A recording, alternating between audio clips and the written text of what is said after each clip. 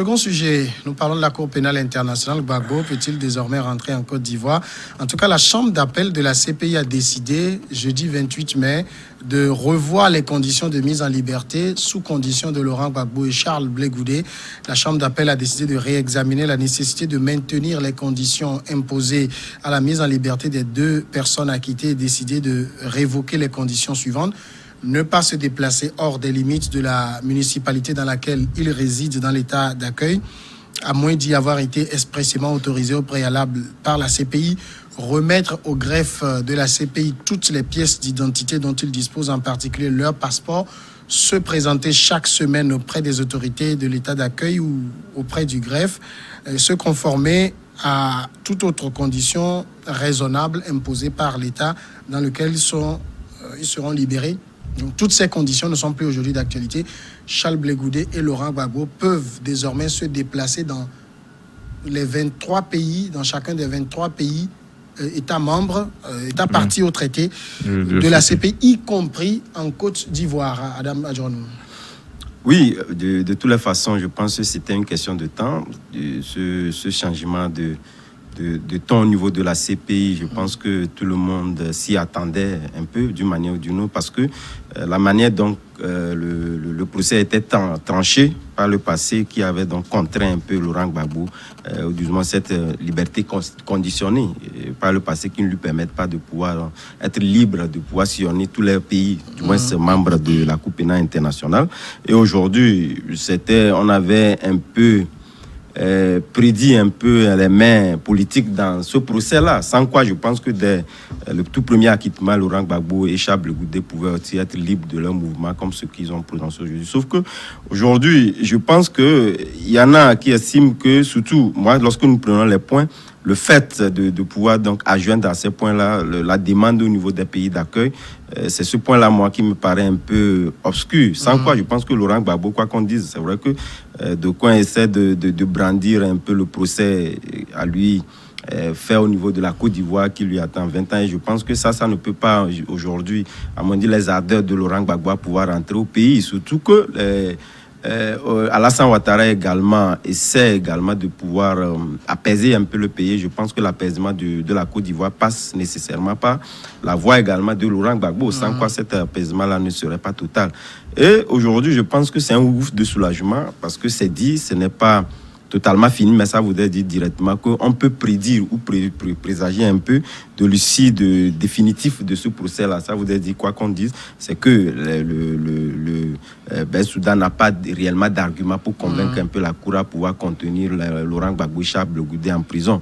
Mais aujourd'hui, je pense que c'est le jeu politique ivoirien qui prend un peu un coup, parce que déjà à 5 mois des présidentielles, et que ce schéma-là venait à être transformé. Je pense que les alliances entre Laurent Gbagbo et Bédié, qui se nouaient par le passé, vont avoir, disons, un sursaut, et que le jeu politique en Côte d'Ivoire risque de véritablement changer. Et je pense qu'Alassane Ouattara également, c'est vrai qu'il y a aussi une bonne nouvelle en ce qui concerne son Premier ministre aujourd'hui. Je pense qu'il est plus ou moins aussi sorti, et je pense que les idées vont se mûrir.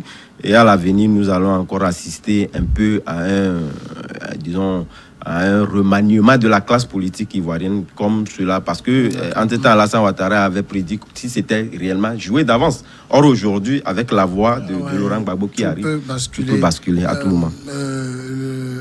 Henri Konan Bédié a salué donc cette décision de la CPI en parlant d'un pas vers la réconciliation en Côte d'Ivoire. Mais revenir en Côte d'Ivoire, ça c'est un autre débat, parce que ils peuvent se déplacer, je l'ai dit, dans les 123 pays qui sont partis au traité de la CPI. Donc, par exemple, ils ne peuvent pas venir au Togo, puisque le Togo n'est pas un État parti au traité de la CPI. Mais ils doivent d'abord adresser une demande au pays qui doit l'accepter. Et deuxièmement, il faut qu'ils informent le greffe de la CPI. Donc, adresser une demande à la Côte d'Ivoire, nous rentrons chez nous, c'est pas sûr que cela soit accepté. Vous savez, en réalité, la règle, c'est la liberté. La détention, la restriction de liberté, c'est l'exception. Alors, il faut d'abord saluer cette décision. Aujourd'hui, M. Gbagbo et M. Blé Goudé sont libres de circuler au moins dans certains pays. C'est déjà un pas. Maintenant, pour revenir en Côte d'Ivoire, il s'agit effectivement de faire une démarche politique. Monsieur Gbagbo est un ancien président de la République. Ouais. Et Monsieur Blé-Koudé est un ancien ministre de la République de la Côte d'Ivoire. Donc ce sont des hommes qui ont servi le peuple et qui méritent d'abord un certain respect, quel que soit le cas. Coup de 20 ans de Oui, mais effectivement, le problème en Côte d'Ivoire, c'est que si Monsieur Gbagbo rentre sans négociation, il peut être sous le coup de la loi parce qu'il peut répondre également de cette condamnation de la justice ivoirienne, notamment dans l'affaire de la BCEAO. Alors aujourd'hui, ce qu'il faut, c'est au-delà de cette décision qui est à saluer, il faut des démarches, des négociations politiques. Et M. Gbagbo n'est pas un enfant dans la politique. Il sait qu'en politique, il faut des fois négocier, mettre de l'eau dans son vin.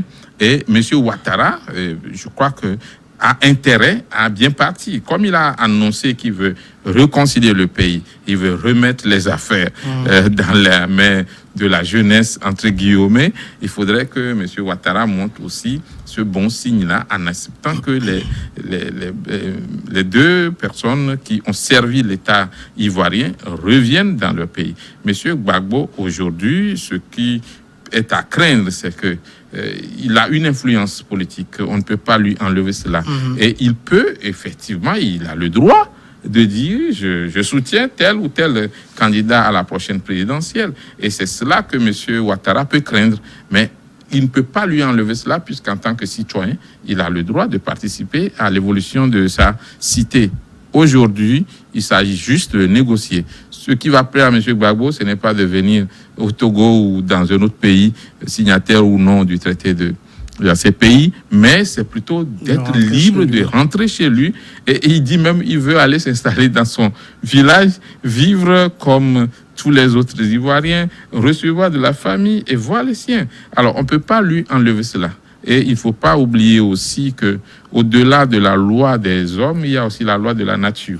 Monsieur Gbagbo est en train de prendre de l'âge. 75 ans. Il faudrait quand même lui donner l'opportunité de revenir dans son pays. Et cela doit se faire, en principe, au nom de la réconciliation nationale. Et monsieur Ouattara, qui veut bien partir, peut faire également ce cadeau à la Côte d'Ivoire. On a vu que les communiqués ont commencé par sortir par rapport effectivement à cette possibilité de voyager des deux hommes politiques. Mais en réalité, chaque parti veut faire des yeux doux à M. Gbagbo. Et le problème même, c'est plutôt au niveau du parti de M. Gbagbo lui-même. On va l'évoquer tout à l'heure, mais on sait que Laurent Gbagbo, c'est la bête noire d'Alassane Ouattara. Je veux parler sur le plan politique. Les deux se sont affrontés dans les urnes. L'un et l'autre disent avoir été vainqueurs et que l'autre a utilisé la force pour prendre le pouvoir. Est-ce qu'au nom d'une réconciliation quelconque, vous pensez qu'Alassane Ouattara peut permettre à Laurent Gbagbo de revenir dans le contexte électoral imminent? C'est que les discours ont évolué. Les discours que tenaient les deux acteurs par le passé concernant un peu le jeu politique qui les a désunis. Aujourd'hui, je pense que ces discours ont beaucoup évolué lorsque vous prenez aussi, bien sûr, le camp de Alassane Ouattara que le camp Gbagbo. Parce qu'aujourd'hui, tout le monde sait que Gbagbo ne nourrit pas en tant que tel des ambitions de se représenter du moins pour ces élections présidentielles. Il n'a pas, du moins jusqu'au jour d'aujourd'hui, dévoilé comme c'est le cas au niveau de Charles Blé-Koudé. Mais on sait que Laurent Gbagbo est un faiseur de roi. Faiseur de roi dans la mesure où il va toujours soutenir des alliances. Ce qu'a commencé déjà par faire le président Bédié, qui a d'ailleurs même salué dès l'annonce de cette liberté entre guillemets un peu conditionniste, quoi qu'on dise. Mais ce qu'il faut aussi noter, je pense que il y a, disons, ces négociations de couloir qui peuvent aussi commencer par pleuvoir pour permettre à Laurent Gbagbo, parce que Laurent Gbagbo l'a dit, ce que lui veut, c'est pas pour rester à l'extérieur. Il veut naturellement rentrer au pays.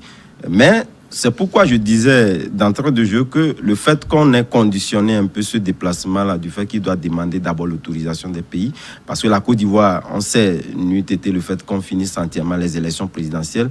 Je vois mal la Côte d'Ivoire pouvoir autoriser Laurent Gbagbo à pouvoir rentrer. On a vu comment M. Soro oui, voilà. a vu l'air de la Côte d'Ivoire avant de retourner. De toute façon, si on dit, je ne pense pas que le fait de détenir encore Gbagbo ou bien le procès par contumace qui lui infliger 20 ans d'emprisonnement qu'il lui infligeait ne lui fera pas peur de rentrer en Côte d'Ivoire. Mais c'est le fait qu'on demande qu'il y ait une autorisation. C'est ça, en fait, le problème. Puisque Alassane Ouattara également ne va pas prétendre réellement que Gbagbo rentre pour qu'il emprisonne. Lorsque vous lisez un peu son discours, c'est pas ça en réalité son intention. On ne peut pas Mais être c'est sûr. pourquoi je dis que la question dans politique... ce cas, il vaut mieux pour lui le maintenir loin. Hein. Ouais. Voilà, donc le problème aujourd'hui, je dis toujours, il y a toujours ce regard politique là dans ce dossier de la CPI. Sans qu'on n'aurait pu pas mettre l'autorisation d'un pays ou de l'autre. Sinon, Laurent Gbagbo, il sait très bien que 20 ans d'emprisonnement, sinon il rentrait directement au pays. Mais ces conditions-là l'obligent à pouvoir demander l'autorisation, naturellement, que Alassane Ouattara va refuser, du moins avant les présidentielles. Il peut quand même autoriser cette entrée après les présidentielles. Mais avant les présidentielles, ça arrive vraiment d'être un peu chaud en Côte d'Ivoire. Quand même qu'il soit en détention, cela ne rend pas réellement l'atmosphère véritablement équilibrée au niveau de la Côte d'Ivoire. Le timing même de la décision qu'a rendue la CPI hier, le timing par rapport à la Côte d'Ivoire, je veux dire, est-ce qu'il y a quelque chose à établir, un lien à établir? Vous savez, au niveau de la CPI, on ne veut pas être celui qui divise encore plus. Mais en même temps, on utilise des astuces. On sait que quand tu demandes à un gouvernement que tu veux rentrer dans ton pays, ce qui n'est pas normal en réalité, puisque tout citoyen a le droit de revenir dans son pays, quoi qu'il fasse et quoi qu'on lui reproche, et même avoir la possibilité de venir se défendre devant la justice ivoirienne sur le faux. Mais on a mis ces astuces-là pour que M. Gbagbo soit obligé de négocier son retour avec le pouvoir d'Abidjan avant de pouvoir rentrer dans son pays. Et on donne ainsi, et c'est politique justement, on donne ainsi la possibilité à M.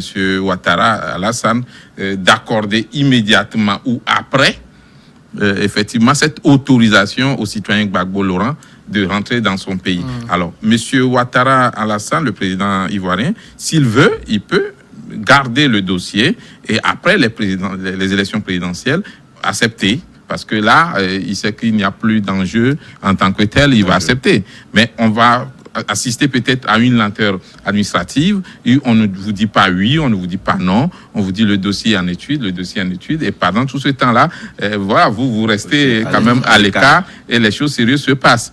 En même temps aussi, je ne crois pas que l'homme politique Ouattara Alassane le fasse, c'est qu'il a la possibilité de dire, bon, vous rentrez et vous revenez. Vous rentrez, vous venez répondre devant la justice, ou vous rentrez, vous venez pour la détention, ou vous rentrez, mais voici les conditions où je refuse que vous rentriez. Oui. Alors, cette troisième hypothèse est mieux pour lui parce que laisser Gbagbo, on connaît l'aura de Gbagbo. Je gage que Alassane Ouattara n'a pas cette aura. Laisser Gbagbo rentrer et le mettre dans les liens de la détention serait très compliqué. Non, ça va créer plutôt d'autres conflits. Et celui qui parle de réconciliation aujourd'hui, c'est M. Ouattara, qui dit que la Côte d'Ivoire doit être réconciliée avec elle-même. Maintenant, si M. Ouattara ne pose pas des actes qui montrent qu'il a envie que cette réconciliation se fasse, il y a problème. Donc, ils vont jouer sur le temps pour, bloquer M. Gbagbo, pour qu'il ne rentre pas vite, sauf un miracle. Mais tôt ou tard, M. Gbagbo va rentrer dans son pays. Et l'ancien président sud-africain Nelson Mandela disait à l'ancien président de la RDC, M. Kabila, le père de Joseph, Laurent Désiré Kabila, il lui disait que tu le veuilles ou non, M. Mobutu, ayant servi son pays, va un jour rentrer dans son pays. Il vaut mieux que ce soit en ton temps et que tu le laisses. Et là, tu seras applaudi par le peuple au nom de cette réconciliation que tu prônes après la guerre. Justement, sur ce point-là, il y a aussi, pour Alassane Ouattara, il peut y avoir un dividende politique attiré du retour de Laurent Gbagbo. Il va se présenter comme l'homme de la réconciliation. Oui, de la réconciiliation. C'est grâce à moi qu'il est rentré, donc ça va faire oublier tout le passé des deux. Oui, ce qui est évident, c'est que de toutes les façons, Alassane Ouattara n'entend pas détenir Laurent Gbagbo dans les liens de la justice aussi longtemps. Et ça, il ne va pas aussi également vouloir, parce que c'est 20 ans de condamnation quand même. Non, on l'a vu avec... on l'a vu, il n'a même pas encore commencé par purger la peine. On l'a vu également avec Simone Gbagbo, combien de temps il a fait pour être libéré. Donc on sait réellement que Gbagbo, d'abord avec son image, Alassane Dramane Ouattara, ou avec son image sérieusement corchée avec le fait qu'il ait amené Gbagbo au niveau de la CPI, parce que plusieurs chefs d'État africains n'ont pas été d'accord avec le Laurent Gbagbo et la suite on connaît. Mais ça n'a pas eu d'effet, malheureusement. Ça reste juste leur avis. Voilà, l'acte étant déjà posé, malheureusement. Beaucoup n'ont pas voulu réellement en faire un débat assez médiatique sur la question, mais ce qui a fuité, c'est que beaucoup des chefs d'État africains n'ont pas été d'accord avec Alassane Ouattara, mais ça valait la peine en son temps. Mais aujourd'hui, c'est que Alassane Ouattara ne va pas vouloir encore détenir Gbagbo dans les geôles de son temps, du moins. Mais ce qu'il va vouloir de toutes les façons, peut-être, c'est d'annoncer, de faire des négociations de couloir, d'annoncer réellement que Alassane Gbagbo est totalement acquitté au niveau de la CPI, même à l'interne. En tant que président, il peut lui apporter une grâce même. Mais on sait que parce que Laurent Gbagbo dit, lui, aujourd'hui, compte rentrer dans son pays également pour la paix et la réconciliation. Donc, si les deux s'entendent sur cet aspect de la chose, je pense qu'il n'y a pas de raison que Alassane Dramane Ouattara puisse encore refuser à Laurent Gbagbo de rentrer. Il faut forcément qu'il y ait discussion, négociation politique entre il doit avoir une négociation. Ça politique. Fait partie des astuces de la CPI. En mettant effectivement cette phrase, c'est juste, pour forcer, entre guillemets, les deux parties à discuter avant que M. Gbagbo ne rentre dans ce pays. Pour que cela ne crée d'ailleurs même pas d'autres problèmes. Parce que à la veille, vous savez d'ailleurs même, je pense qu'on a eu beaucoup à l'énoncer ici, où vous allez au niveau même de l'environnement politique ivoirien, ce n'est pas ça. Et réellement, vous avez vu également la vérité concernant l'équivalent de leur CENI, je pense que c'est la CENI également là-bas, la CEI là-bas également, où on risque d'avoir encore un schéma de 2011. Et je pense que la venue de Laurent Gbagbo risque d'apaiser réellement la tension. Et Laurent Gbagbo, Alassane Dramane Ouattara a beaucoup à gagner de pouvoir laisser Laurent Gbagbo de rentrer au pays et de contribuer à ses côtés à réconcilier les Ivoiriens. Surtout que la personne n'a pas encore, jusqu'au jour d'aujourd'hui, présenté son avis de se présenter pour ces élections-là. Mais vous pensez que si Laurent Gbagbo prenait son téléphone et appelle Ouattara, il va décrocher? Vous savez qu'en politique, il y a beaucoup de surprises. On ne dit jamais. En politique, beaucoup de choses peuvent se passer. Si on vous disait que M. Bédié et M. Ouattara allaient bien s'entendre un jour, personne ne serait d'accord. Mais il y a eu entente. Et aujourd'hui, on voit même M. Bédié et M. Gbagbo qui se rapprochent encore. Donc, en politique, les jeux ne sont pas faits d'avance. Ça continue toujours tant que la vie se prolonge. Et on voit souvent les intérêts en ce qui concerne les formations politiques. M. Ouattara, aujourd'hui, peut même demander à d'autres organisations de faire la paix entre les deux hommes. Si on revient au cas du Togo, par exemple, la paix entre M. Eyadema, l'ancien président, et M. Jikris Olympio a été négociée sous les auspices de Sant'Egidio, cette organisation qui est basée en Italie. Alors, effectivement, ça a commencé depuis 2003. Du vivant de M. Eyadema, où l'organisation a dit, mais écoutez, moi je veux qu'il y ait la paix dans le monde et partout dans le monde, donc je vais vous aider, vous les Togolais, vous allez vous entendre. Je voudrais avoir une discussion avec les deux parties en conflit. Et le camp de M. Eyadema et le camp de M. Jikris Olympio avaient commencé des négociations qui vont aboutir plus tard en 2005 à la rencontre d'Abuja et qui vont aboutir en 2010 à la signature de l'accord RPT-UFC qui a quand même amené la paix sous une autre forme parce que les deux parties, les deux adversaires ne se voient plus comme des ennemis comme c'était le cas il y a de cela des décennies. Donc je crois que au niveau de la Côte d'Ivoire, au niveau de la Côte d'Ivoire aussi, cela peut se jouer. Et moi, je voudrais que les anciens présidents africains prennent par exemple leur bâton de pèlerin, appellent les deux parties, également, même les anciens présidents ou les présidents. Parce que si tu es président si tu ne sais pas faire, c'est comme tu prends parti vis-à-vis d'un pays, mais les anciens présidents peuvent jouer sur leur roi, puis demander effectivement que ces deux hommes s'entendent, négocier, aller directement.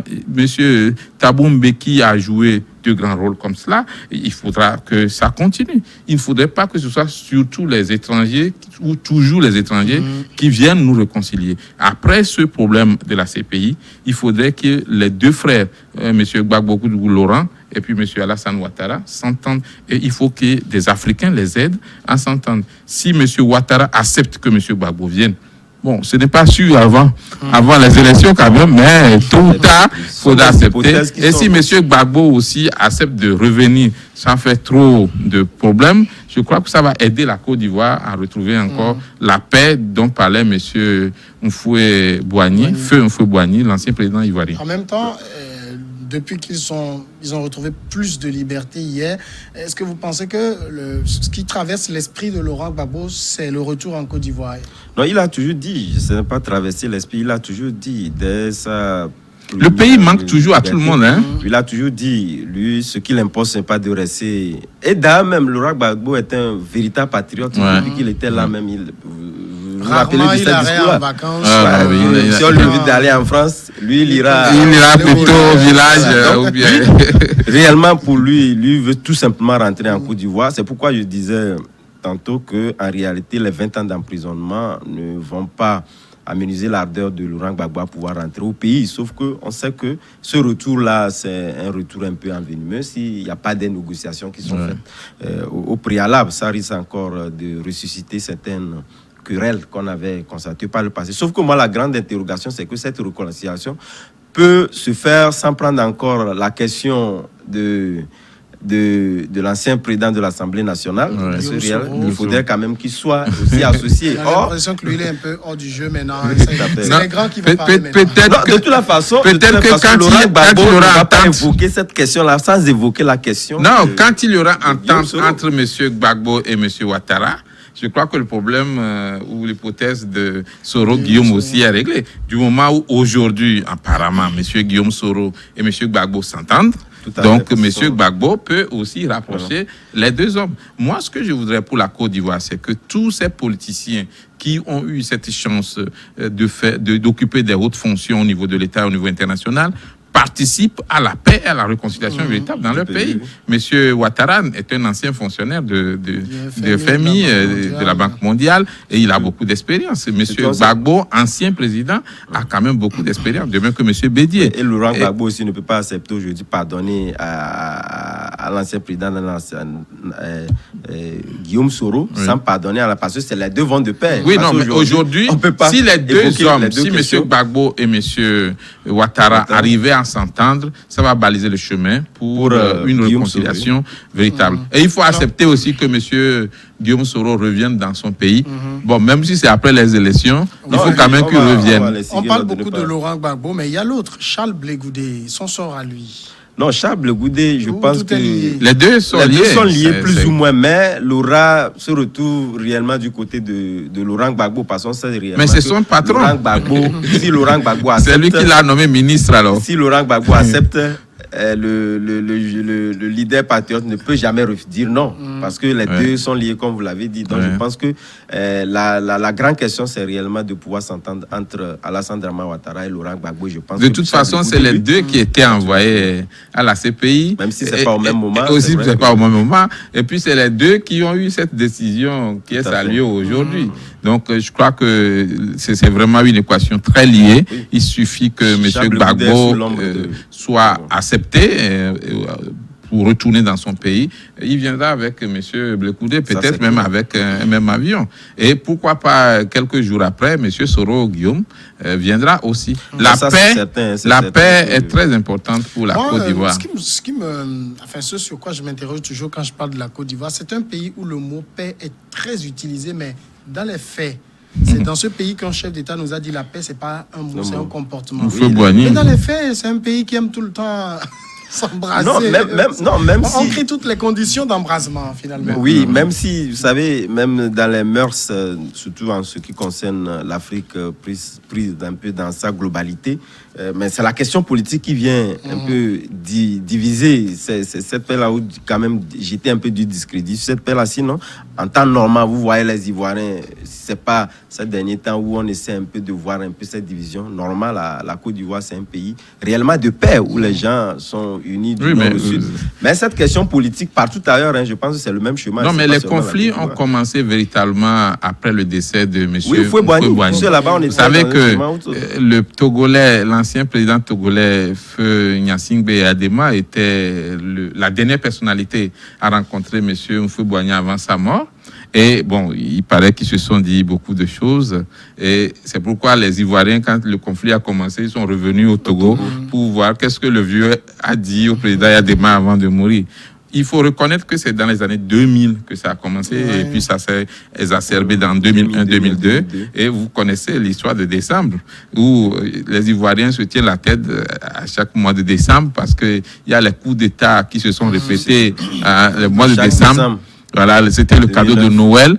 Mais après, effectivement, le conflit entre Gbagbo et Ouattara, il faut dire que, bon, il y a un début de stabilisation. Aujourd'hui, le problème, c'est que la Côte d'Ivoire instable crée un problème pour l'Afrique de l'Ouest. Et il est très important que tous les Africains, surtout les dirigeants, puissent aider ce pays à retrouver la paix. Et aucun sacrifice n'est trop grand quand il s'agit du peuple. Et c'est en cela que M. Ouattara, Alassane, doit rentrer dans l'histoire en permettant à M. Gbagbo et à M. Blekoude de revenir dans leur pays. Et après aussi, bon, en permettant aussi à M. Soro Guillaume de revenir. Et surtout, qu'aucun leader ne prenne encore les armes et les billets de banque pour foutre encore le bordel dans le pays. La Côte d'Ivoire a besoin de la paix pour pouvoir drainer encore la sous-région comme ce fut le cas avant. Peut-être à Laurent Gbagbo de revenir au pays, c'est une chose, mais moi, je me rappelle la phrase d'un politique au Togo, de la même manière qu'on ne peut pas empêcher un menuisier de scier du bois, on ne peut pas m'empêcher de faire de la politique.